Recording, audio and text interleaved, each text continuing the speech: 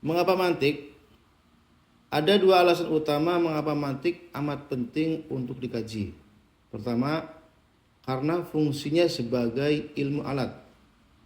Kelas mantik di kafe main-main pun memilih mantik sebagai kajian dengan misi antara lain untuk memopulerkan kembali mantik sebagai ilmu alat. Ketika ilmu alat disebut, umumnya orang yang belajar ilmu-ilmu keislaman hari ini cenderung akan mengasosiasikannya dengan gramatika bahasa Arab, yakni nahwu dan shorof. Nahwu adalah ilmu tentang tata kalimat atau dalam istilah linguistik umum disebut sintaksis. Shorof ialah ilmu tentang bentuk kata atau dalam istilah linguistik umum populer dengan istilah morfologi. Bahwa keduanya merupakan ilmu alat sudah cukup jelas. Gramatika sebagaimana diberi pengertian oleh KBBI ialah ilmu tentang tata bahasa. Ia berfungsi agar cara berbahasa kita teratur dan dapat dipahami. Dalam kalimat lain, gramatika adalah alat penerbit bahasa. Namun, hasanah klasik Islam menyebut mantik sebagai ilmu alat juga. Al-Akhdari 1575 dalam Nazam As-Sulam Al-Munawwarah, nazam yang dihafal di cukup banyak pesantren tradisional, mengungkapkan hal ini dalam satu baitnya. Wa ba'du fal mantiku lil janani nisbatuhu kan nahwi lil lisani. Artinya, mantik bagi pikiran ialah seperti nahwu bagi bahasa. Di bagian pengantar mi'yar, Al-Ghazali pun menyebutkan tamsil yang sama persis antara nahwu, bahasa dan mantik sebagai pikiran.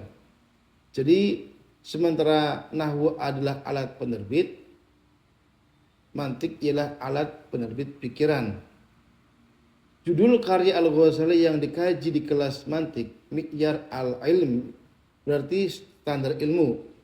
Ini sudah mengimplikasikan makna bahwa mantik berperan sebagai patokan pengetahuan, tempat ilmu dipijakan, ditimbang dan dinilai.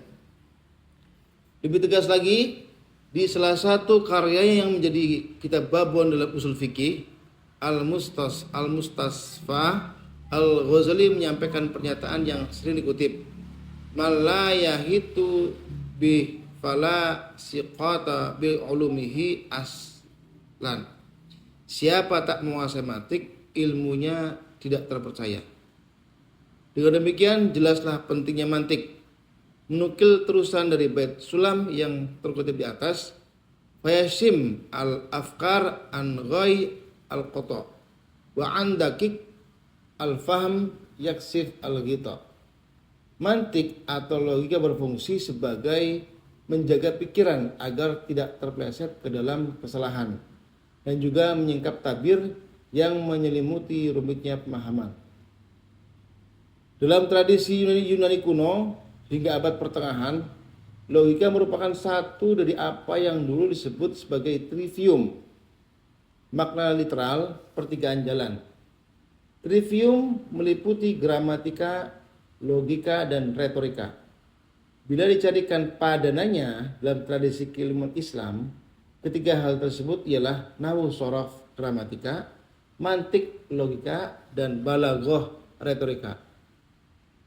Gramatika berguna agar bahasa tersampaikan dengan tertib. Logika berfungsi agar pikiran logis, dan retorika bermanfaat agar makna dapat tersampaikan dengan efektif dan sesuai konteks. Bila pernah Anda mendengar istilah kesalahan trivial, itu berarti kesalahan mendasar yang menyangkut salah satu aspek dari trivium itu sendiri.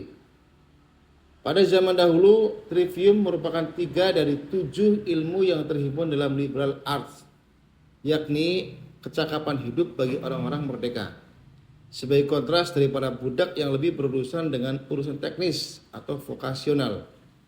Bila 3 yang pertama trivium berisi gramatika, logika, dan retorika, 4 yang terakhir quadrivium berisi matematika, musik, geometri, dan astronomi.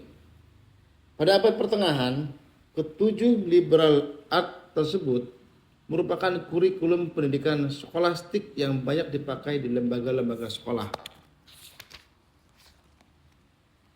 umumnya sekolah Katolik di Eropa. Pada abad 21 ini, setahu saya baru ada satu lembaga pendidikan muslim yang dengan eksplisit dalam kurikulumnya memakai pendekatan liberal arts dan menekankan kembali trivium sebagai ilmu fondasional, yakni Zaytuna College di Amerika yang dipimpin oleh Syekh Hamzah Yusuf. Bagi saya, beliau merupakan wakil terbaik cendekiawan Sunni Asy'ari di barat saat ini. Bila boleh ada semacam misi ideologis di kelas mantik ini, itu adalah merevitalisasi kembali trivium dari tradisi klasik ini. Dan seperti disinggung di muka bahwa mantik sebagai salah satu ilmu alat yang belakangan berada di pinggiran kembali ke posisi sentral dalam khasanah ilmu-ilmu keislaman. Alasan kedua adalah mantik berfungsi untuk menelaah semua jenis pengetahuan rasional dan menjadi landasan bersama dalam berargumentasi dengan siapa saja. Kita perlu mengingat bahwa umat Islam tidak tinggal sendiri di dunia ini. Dari total 7,7 miliar penduduk bumi, jumlah umat Islam sekitar seperlimanya atau 1,6 miliar. Ini berarti seorang muslim harus masuk ke dalam satu landasan bersama ketika berbicara dengan 4/5 penghuni bumi yang tidak berbagi agama. Orang Islam tidak bisa hanya memakai kitab suci ketika berargumentasi dengan orang yang tidak beragama Islam. Dalam mantik ini disebut dengan musallamat, yakni premis-premis yang disepakati sehingga kedua belah pihak yang sedang berkomunikasi atau beradu argumentasi tidak perlu lagi membahas validitas premis itu sendiri. Argumentasi dengan dalil dari kitab suci berlaku jika lawan bicara sudah menyepakati bahwa apa yang disampaikan dari kitab suci benar adanya karena berasal dari wahyu Tuhan. Lain halnya jika premis dasar ini belum disepakati. Sebagai ilustrasi, jika Anda seorang Islam, misalnya terlibat dalam adu argumentasi dengan orang yang bukan Islam yang bertanya, "Mengapa Anda percaya ada Tuhan yang Maha Esa?" Dan kemudian Anda menjawab, "Karena demikianlah yang dinyatakan dalam Al-Quran." Jawaban tersebut maka satu, pada saat bersamaan komunikasi akan susah untuk dilanjutkan sebab lawan bicara Anda tidak mempercayai Al-Quran sebagai wahyu Tuhan. Dan yang kedua, Anda terjebak dalam argumen sirkular, istilah mantiknya daur, yang merupakan satu bentuk cacat pikir, logikal falasi. Mengapa ini merupakan argumen sirkular? Sebab kebenaran Al-Quran adalah wahyu Tuhan. Mestilah mengasumsikan terlebih dahulu kebenaran adanya Tuhan, bukan sebaliknya. Dengan kalimat lain, khususnya ketika Anda berbicara dengan orang yang tidak mengimani Al-Quran sebagai wahyu Tuhan, kebenaran bahwa Tuhan ada tidak bisa dijustifikasi dengan Al-Quran. Fondasi Tuhan ada tidak bisa dibangun di atas cabangnya, dalam kurung Al-Quran wahyu Tuhan. Dalam contoh seperti di atas, konteks ketika lawan bicara bukan orang yang beragama Islam, komunikasi hanya bisa terjalin bila ada landasan bersama, yakni sebuah tempat di mana semua orang yang mampu berpikir dapat berpijak. Landasan bersama ini adalah logika. Dari ilustrasi di atas juga tampak bahwa logikalah yang memberikan justifikasi bagi validitas akidah. Dengan kalimat lain, akallah yang menjadi pondasi atas keterterimaan nakal kitab suci. Senada dengan hal ini, Fakhruddin Ar-Razi 1149 sampai 110, salah seorang ulama besar Sunni Asy'ari yang menyatakan dengan ungkapan yang lebih tegas dalam Al-Masuli fi Ilmin Usul Al-Fiqih. Pendapat yang mengunggulkan nakal ini tentu keliru Karena akal adalah basis untuk menerima dan memahami teks. Bila kita mendustai akal, maka kita juga akan mendustai basis teks. Saat mendustai basis teks, kita mendustai teks itu sendiri. Maka membenarkan teks dengan mendustai akal berarti mendustai teks itu sendiri.